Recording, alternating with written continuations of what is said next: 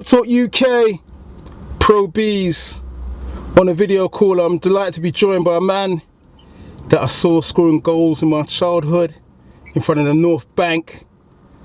A man that was one of my striking heroes for Arsenal. He's also played for West Brom, etc. Kevin Campbell, how you doing? I'm good. How are you? I'm doing well. You know, I'm blessed to be joined by an Arsenal legend. You know, I'm a Gooners fan, and I'm delighted that you've given us your time on Pep Talk.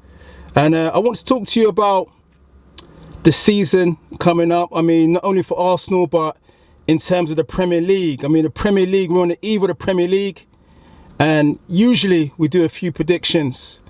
Man City, champions last season. Liverpool ran them really close. Arsenal have strengthened with Pepe.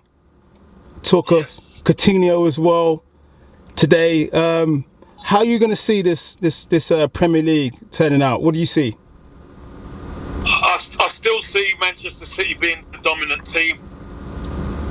They've strengthened in certain areas. Obviously, they've lost Vincent Kompany, which could be a big loss, but I don't think it will. I think the likes of John Stones and Otamendi would have to step up and probably cover his position together. They're still a very, very strong outfit. And Liverpool's going to be there or thereabouts. They haven't really bought anybody, but you know how strong they are, and there's that Anfield factor which really works for them.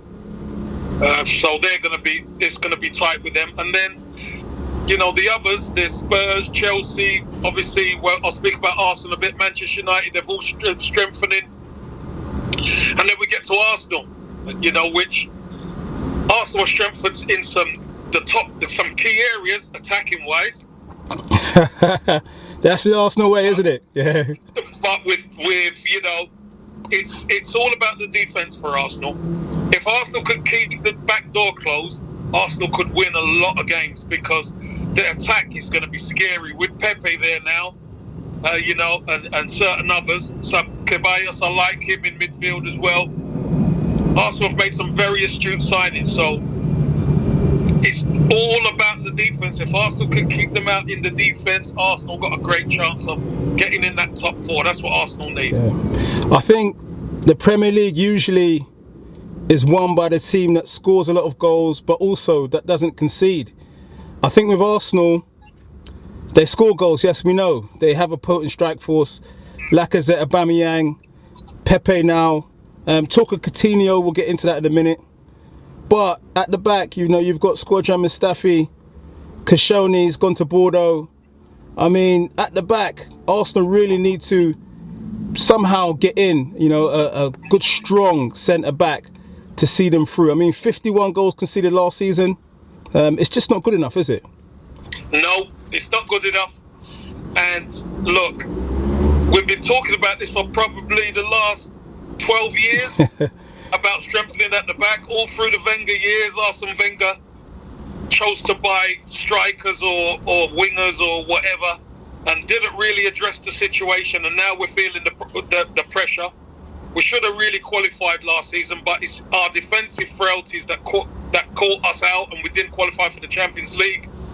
We really need to this season, so they've made some moves in the transfer market. Saliba, I think, is definitely going to be a great signing, one for the future. And at that price, I think we're getting him cheap. But obviously, he can't make a difference right now. So, you know, we have to get some quality in.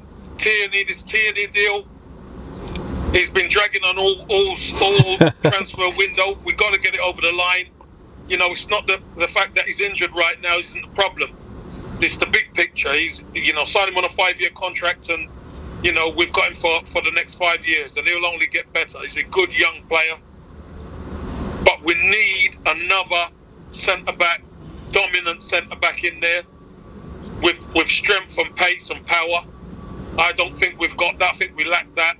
Obviously, we're waiting for Rob Holding. He's back training and playing a little game and stuff, so we've got to give him as much time as possible. Bellerin's coming back slowly but surely, but we can't depend on these guys. We need to strengthen properly. So, you know, there's been a lot of talk about Arsenal making making some moves in the market just before the window closes. So fingers crossed we can do that and we can get bodies in. Arsenal finished, don't quote me on the amount of points Arsenal finished behind Man City, but outside of the top two there's a lot of ground to make up. I mean, how these teams like Spurs, Chelsea and Arsenal, how do they bridge that gap? I mean, is it just purely being a bit more solid defensively? Well, I think how you bridge the gap is you've got to beat Man City. That's how you bridge the gap. That's how you start.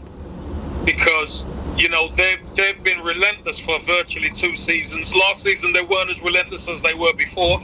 But when it actually mattered, when Liverpool threw down the gauntlet, they went on a run of, I think it was 14 games unbeaten to take the title, which is phenomenal.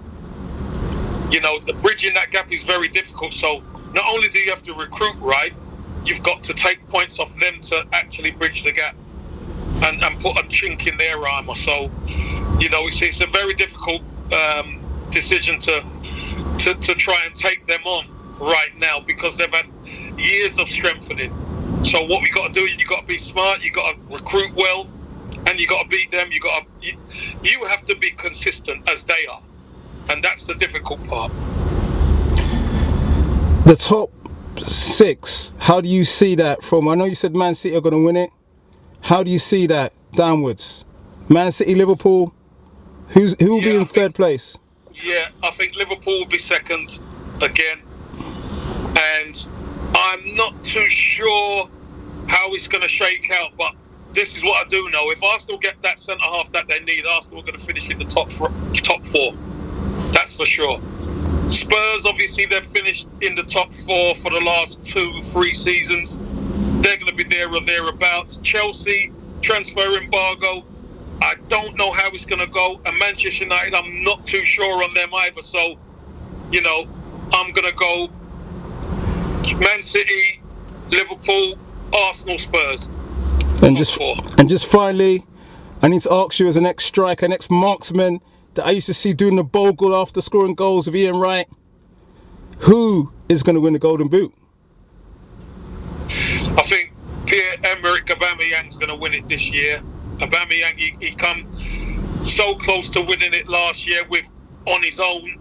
Obviously, it was joint, but I think he's going to be the clear winner this season. He's had his first full season last season, and he was joint top scorer. And the way he's been playing in pre-season, he looks really sharp. So I think he's going to win it. Cracking stuff. Well, we'd like to thank the man himself for blessing us with some knowledge ahead of the Premier League, Mr. Kevin Campbell.